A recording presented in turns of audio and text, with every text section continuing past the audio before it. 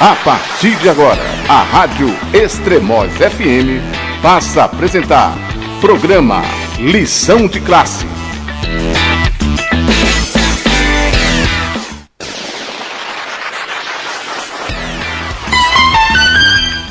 Olá ouvintes, eu sou Will Silva e este é o programa Lição de Classe. Hoje, dia 20 de dezembro, iremos tratar sobre o tema Escola Cívico-Militar. E para a ocasião convidamos o marxista, PhD em Educação pela UFRN, doutor em História pela UFRN, pesquisador em História Social, Educação e Direitos Humanos, Tiago Torres. Tudo bom, Tiago? Bom dia, Will. Tudo bem. Ok. A gente hoje está aqui com a ausência da professora Socorro, que sempre nos acompanha aqui, representando o SINT Núcleo de Extremoz, pois a categoria está na prefeitura nesse exato momento, Tiago. O prefeito aqui não está pagando o salário dos estagiários e existe uma grande pauta aqui relacionada à educação. Toda a categoria agora está ocupando a prefeitura e só vão sair de lá quando o prefeito negociar essa reivindicação. Os trabalhadores que estão há mais de 3 meses sem receber salário estão nessa luta lá, mas assim que as coisas se resolverem, se der tempo a Socorro, acompanha aqui o nosso programa. Também está para chegar o sociólogo Fernando Antônio, que trabalha na Secretaria Estadual de Educação do Rio Grande do Norte. Tiago, eu gostaria que você falasse para nós o que é o projeto Escola Cívico-Militar e o que muda no sistema educacional com a implementação desse projeto. Então, Will, primeiramente eu quero agradecer o convite de vocês, pontuar que somente a luta muda a vida e que a ação dos companheiros aqui em Extremoz é extremamente legítima. Veja, o projeto da Escola Cívico-Militar, ele é, sobretudo, um projeto muito mais político do que um projeto educacional, um projeto pedagógico, né? Ele surge como uma ideia de mudança, né, de alternância do perfil, né, do espaço educacional, uma mudança de comportamento e uma busca de melhores rendimentos escolares a um custo muito alto da sociedade brasileira, que é uma disciplinarização pela força, né? Esse projeto é um projeto que é posto em vigor pelo governo federal, proposto este ano, um projeto que está sob a responsabilidade da Subsecretaria de Escolas Cívico-Militares do MEC, que propõe contemplar 2 escolas por capitais, por cidades em todo o Brasil até o ano que vem.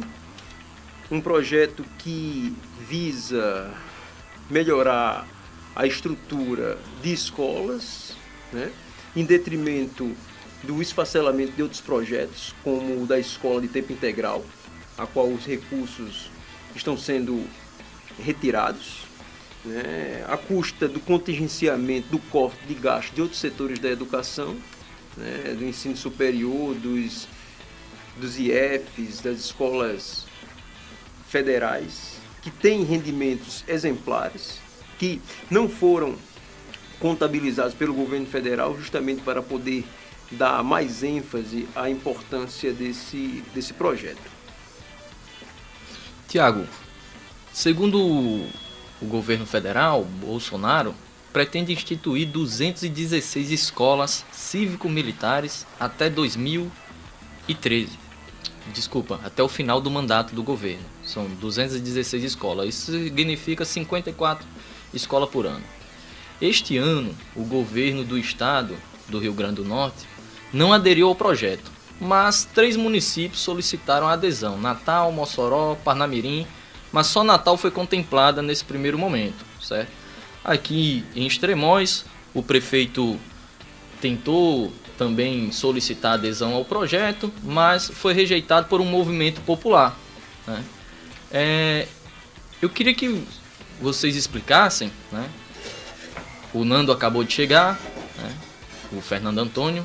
Queria que vocês explicassem como é que está essa discussão nos estados e municípios, que na medida que o governo do estado não adere ao projeto do governo federal, abre-se uma discussão no parlamento, né, de alguns parlamentares que têm inclinação ao bolsonarismo, sobre essa discussão aqui no estado. Como é que está esse cenário político? Então, a sua pergunta é extremamente pertinente, porque há precedente para a gente elaborar, né, um tipo de retrospectiva do que foi esse debate no estado do Rio Grande do Norte em 2019. É sabido por muitos que existem parlamentares no estado do Rio Grande do Norte que são simpatizantes e entusiastas desse novo modelo, né, dessa proposta educacional com gestão militar. É claro que um desses parlamentares é o senador Estívcio Valentim, né, capitão licenciado da Polícia Militar, e ele é um defensor dessa proposta, né, tal como existem outros setores da sociedade civil que são contrárias a essa proposta, né? Nós podemos citar alguns intelectuais que são declaradamente contra essa proposta: o professor Walter Júnior, da UFRN, Departamento de Educação, o professor Dante Moura, do IFRN, né, do Campo Central, também se opõe a essa proposta de educação. E o mais interessante é que esse debate ele foi aberto, né, no mês de abril pelo PET de Ciências Sociais, né, sob o comando do professor Alípio Filho, que é sociólogo da UFRN, companheiro de luta e companheiro de academia do professor Fernando Antônio, que está aqui presente conosco. E o professor Alípio ele constituiu, né, um debate na UFRN no mês de abril, em que o capitão Estívcio estava presente, o senador Estívcio estava presente, o professor Walter Júnior do outro lado, o professor Dante Moura. Suas posições foram apresentadas, né? Estívcio extremamente inclinado a esse modelo de ensino como sendo uma possibilidade, ou a possibilidade de melhorar, ou melhor, de transformar esse corpo social, e o professor Walter Júnior e o professor Dante Moura apresentando dados extremamente consistentes de que é possível fazer uma educação de qualidade sem que haja uma intervenção militar, né? Esse debate ele toma formato na sociedade, né? Não na sociedade de uma maneira no sentido estrito da palavra, mas ele toma os espaços de discussão, né? O Conselho de Paz nas Escolas, que é presidido pelo professor João Mendonça, também fez parte da discussão, né?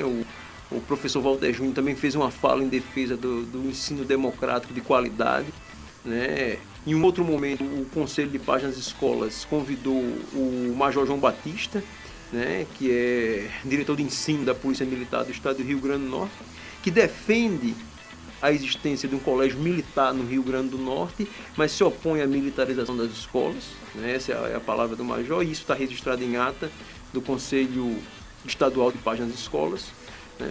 Porque existe uma diferença entre a escola militar e a escola cívico-militar, né, Tiago? Então, existe. É muito interessante porque são escolas que elas têm a mesma...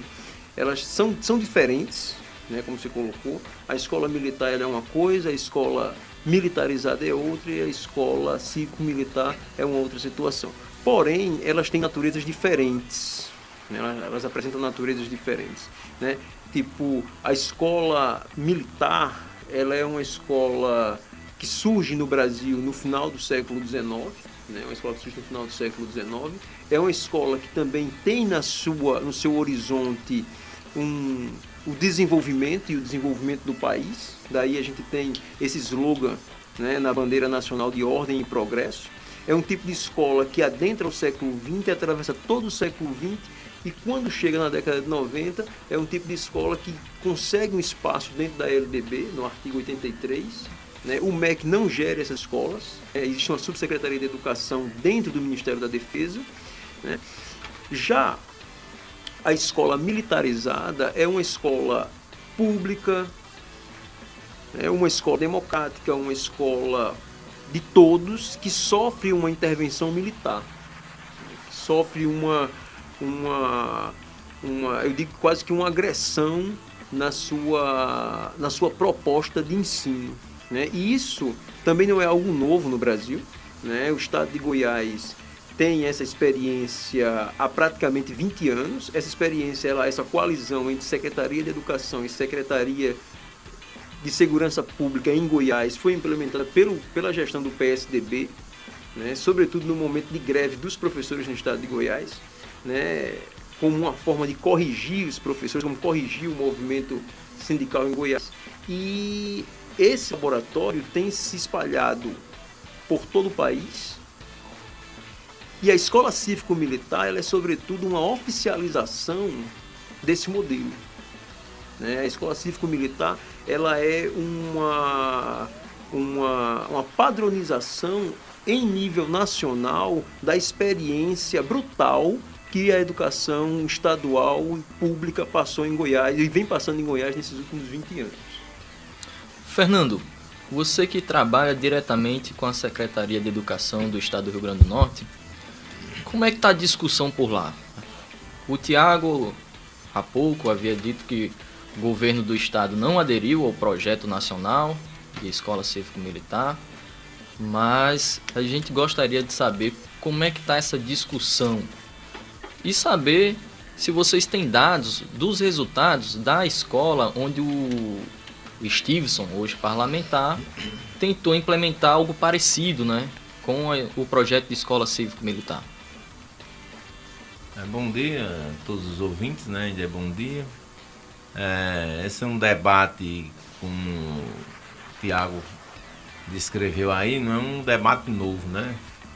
Sobre essas experiências, né? Que é de escolas militarizadas, com influência e o domínio da hierarquia militar, né? Esse é um debate que chegou aqui no Rio Grande do Norte, e que com essa experiência da Escola Maria Ilka, que eu diria que é uma caricatura, né, do projeto que estão se apresentando, porque não tinha muita sintonia com os projetos,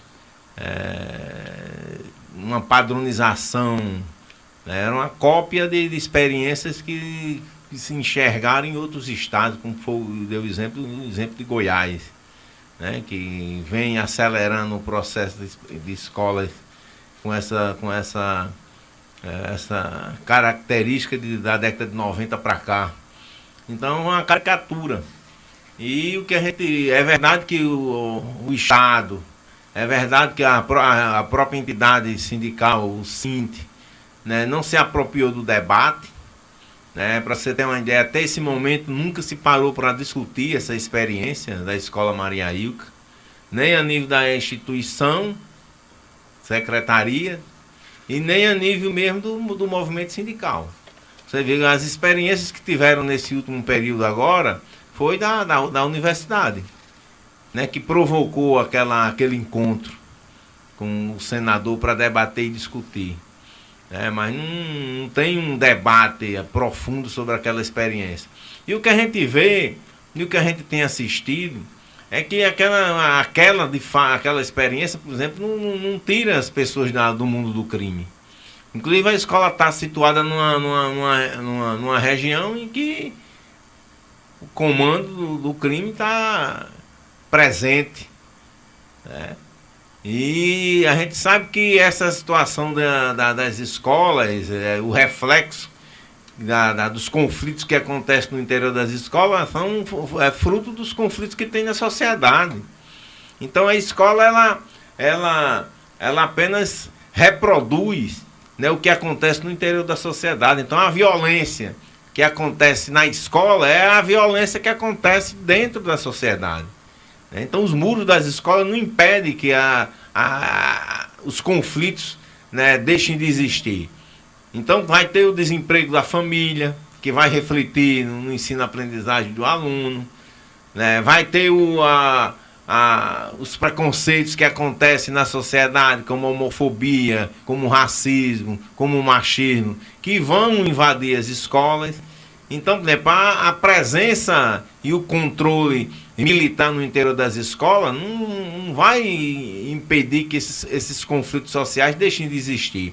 As famílias, né, a população, muitas vezes entende que tem uma sensação de segurança com as escolas, unidades escolares, tendo uma presença e um controle militar. Mas a gente, inclusive pelas experiências desses estudos que tem feito das escolas, isso não ocorre. Não ocorre, sabe por quê? Por vários elementos. Os regimentos de escolas que têm essa experiência revelam de que, inclusive, muitos profissionais que vão atuar no interior das escolas, não é isso, Tiago? São profissionais adoecidos, que não conseguem mais desenvolver sua tarefa essencial, né, de um militar.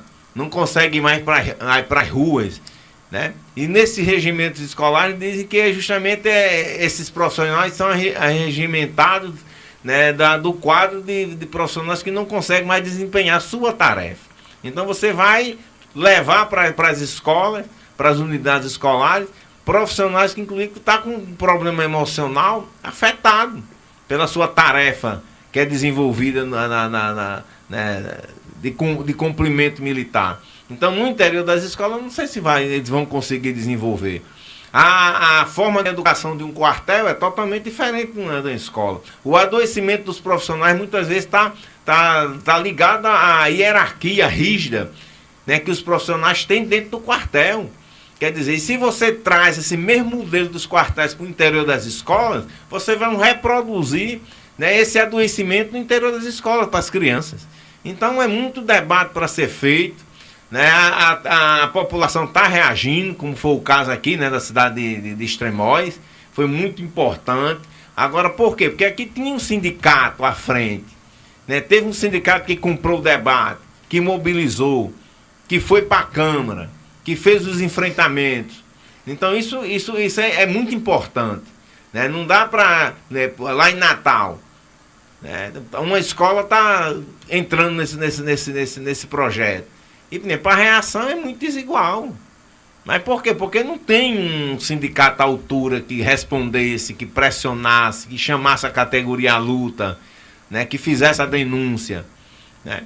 Então isso é um problema que a gente tem hoje no interior do movimento, né? Esses projetos, ele teria que ter essa resistência. E tudo que precisa ter essa resistência. Para que, inclusive, a gente paute, faça o debate, coloque as limitações, ganhe a população, para que ela compreenda que não é projetos dessa forma, com essa rigidez que vai levar a criança a construir seus caminhos na vida. Muito pelo contrário, né? Talvez leve para um beco sem saída. Fernando, ainda sobre a escola Maria Ilka, um dos discursos defendido pelo Stevenson é que a intervenção na escola iria ajudar a minimizar a evasão escolar. Queria saber se vocês têm dados se esse projeto lá realmente diminuiu a evasão. E também gostaria que tanto você quanto o Tiago tecesse algum comentário sobre um fato que ocorreu na escola. Eu acho que a escola cívico-militar ela vai construir uma aculturação dentro das escolas. Houve lá a escola Maria Ilka um estudante negro que usava o Black Power, né? O modelo de cabelo conhecido. Teve que cortar o cabelo por orientação da direção, porque não se enquadrava com o padrão do que exigia a escola cívico-militar. Sobre a evasão em relação à escola, Maria Ilka, a gente não tem como ter uma afirmação, porque não tem uma coisa que não foi averiguado ainda, não foi feita uma pesquisa mais precisa sobre essa situação. Mas as pesquisas feitas por escola, que inclusive tem mais tempo, né, de aplicação desse modelo, né, já é comprovado que não diminuiu a evasão. O índice educacional mudou? Muda relativamente. Por quê? Porque, por exemplo, na medida que você faz uma seleção para construir o quadro discente da escola, na verdade, você está fazendo uma peneira, está pegando as crianças com menos deficiência, leva para aquela unidade escolar. Evidentemente que as condições de aprendizado do aluno vão ser maiores, porque você fez essa seleção. É igual você pegar as pessoas que gostam de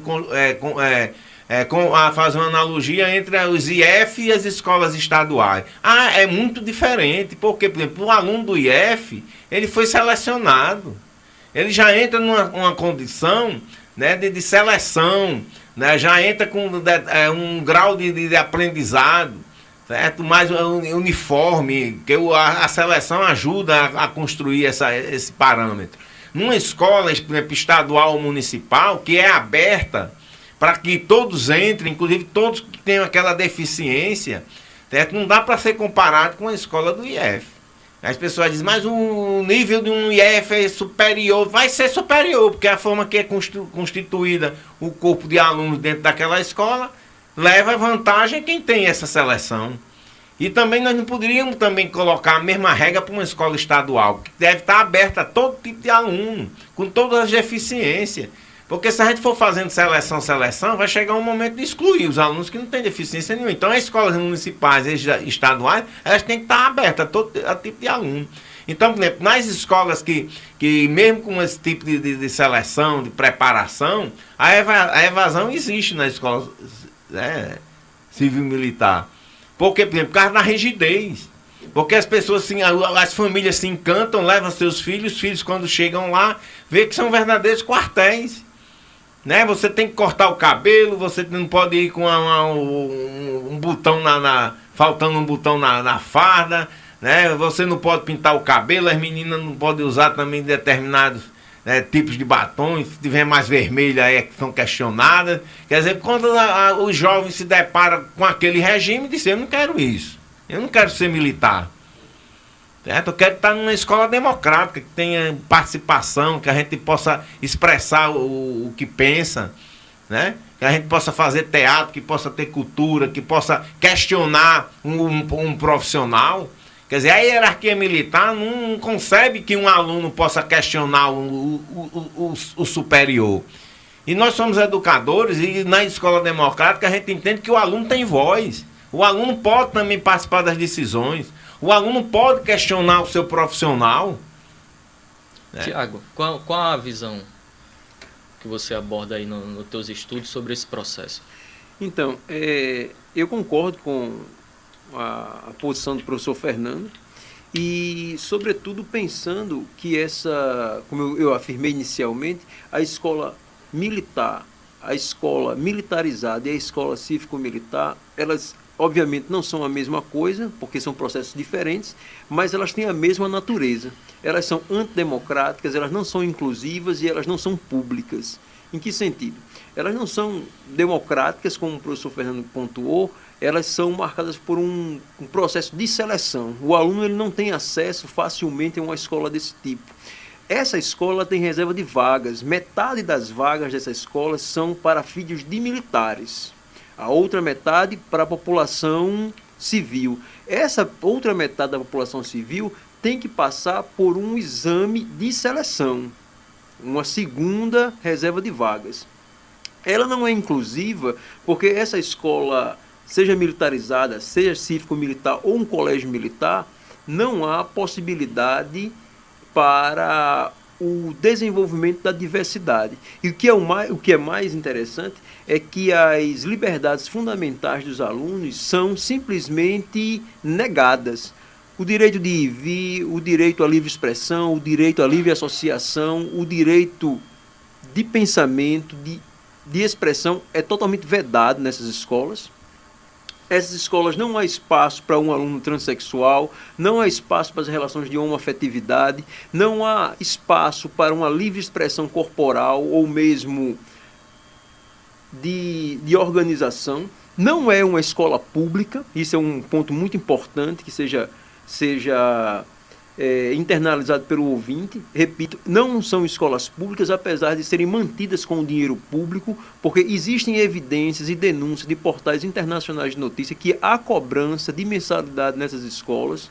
Em Goiás mesmo, existem escolas que o kit fardamento custa R$500. Agora imagine o que é R$500 para uma família que vive com um salário mínimo, que é o salário mínimo brasileiro, considerando que o salário mínimo é a mínima fração de dinheiro que alguém pode receber para sobreviver e que o salário mínimo no Estado brasileiro está muito abaixo do que as organizações mundiais permitem, que é para um cidadão, que um trabalhador possa sobreviver. Agora imagine como é que um trabalhador que muitas vezes está desocupado, está desempregado, num país que os índices já batem 20 milhões de desempregados. Tem vários filhos. Vários filhos, vai poder encaixar o filho dele numa... Mesmo que o filho passe na seleção, como é que ele vai manter o fardamento do filho dele nessa escola? Né? Isso é... Inclusive, isso está violando a gratuidade que está na Constituinte, que está na LDB, ou seja, o ensino gratuito, né? Sim. Falando de orçamento, né, pelo que eu li do projeto, mas antes deixa eu citar aqui uma coisa. O Exército, vocês me corrijam se eu estou errado, investe anualmente 19 mil por estudante em escolas militares. E a proporção na escola pública é de 6 mil. Mas com o projeto do governo Bolsonaro, se fala em investir 54 milhões em 2020 para a implementação das 54 escolas que foram contempladas. Isso significa um investimento de 1 milhão por escola. Vocês têm discussão sobre esse financiamento? Como é que vai ser investido? Se entra a questão do fardamento? Veja bem, Will, esses 54 milhões têm seduzido muitos governantes, né? Sobretudo os prefeitos das cidades. E diretores de escola. E diretores de escola, é isso mesmo que Fernando. Mas a gente tem que pensar, sobretudo, na dimensão de um colégio público. Nós temos que pensar no contingente do colégio público, nós temos que pensar, sobretudo, nas necessidades de um colégio público. 1 milhão para cada escola é muito pouco. E, sobretudo, considerando a intervenção militar nessa escola, como o professor Fernando colocou. Quem são os militares que vão atuar dentro dessas escolas? São militares da reserva e que não vão gratuitamente. O ouvinte tem que ficar de olho ou de ouvidos bem abertos para essa informação. Esses militares irão recebendo uma gratificação de 30% dos seus vencimentos e essa gratificação sai do 1 milhão que vai ser direcionado para a escola. Agora imagine, ouvinte, que a escola do seu bairro vai receber um major do Exército que vai trabalhar nessa escola e vai receber 30% do soldo dele, do salário dele, de gratificação. Né? Não acredito eu que 1 milhão seja suficiente para resolver problemas estruturais, para fornecer fardamento e muito menos para suprir as gratificações dos militares que já prestaram seu serviço à sociedade, que já prestaram seu trabalho ao governo brasileiro, retornando para as escolas. E quero pontuar mais uma coisa. Escola cívico-militar é um retrocesso civilizatório em nossa sociedade. Por quê? Porque a maioria dos países desenvolvidos estão em um processo de desmilitarização das suas polícias. Estão num processo de revisão há muitas décadas dos seus planos de segurança.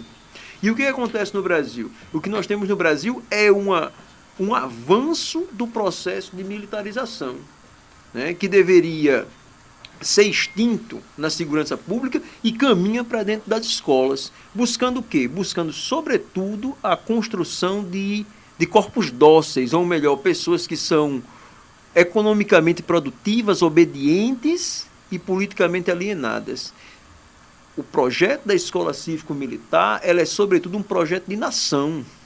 Um projeto que busca construir um eleitorado que se paute, que se firme num pensamento conservador, num pensamento intransigente, num pensamento que não respeita as diferenças e acredita que esse é o melhor caminho. E aí, como nós estávamos falando com relação ao financiamento, isso seduz muito os governantes, mas que é uma quantia em dinheiro muito irrisória. E outra, ela vem do corte de gasto em outros setores da educação. E outra coisa também, para que a gente entenda e a população entenda, que a educação básica no país, ela concentra 54 milhões de alunos.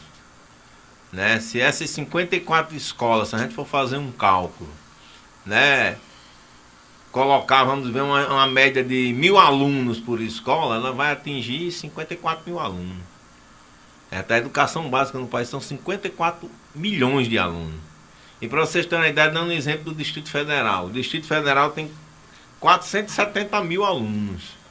Esse projeto cívico-militar, ele atinge 3 mil alunos. Então é muito insignificante. Então quando a gente olha aí, as pessoas entendem, mas vai se gastar mais com a escola cívico-militar, né? Só que são 3 mil alunos. Então a verba que vem, 1 milhão que vem para 3 mil alunos, é diferente para uma rede de alunos, sei lá, com 30 mil. Por motivo de falha técnica, não foi possível gravar toda a entrevista. Pedimos desculpas aos ouvintes e nos comprometemos a não cometer este erro novamente.